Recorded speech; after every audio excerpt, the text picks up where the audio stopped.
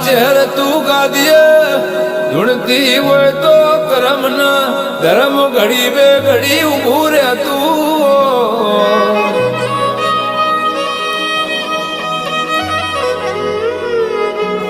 પણ વર્ષો નહીં યુગ જતાર એનાથી વધારે મારી ચહેર તારી વાતો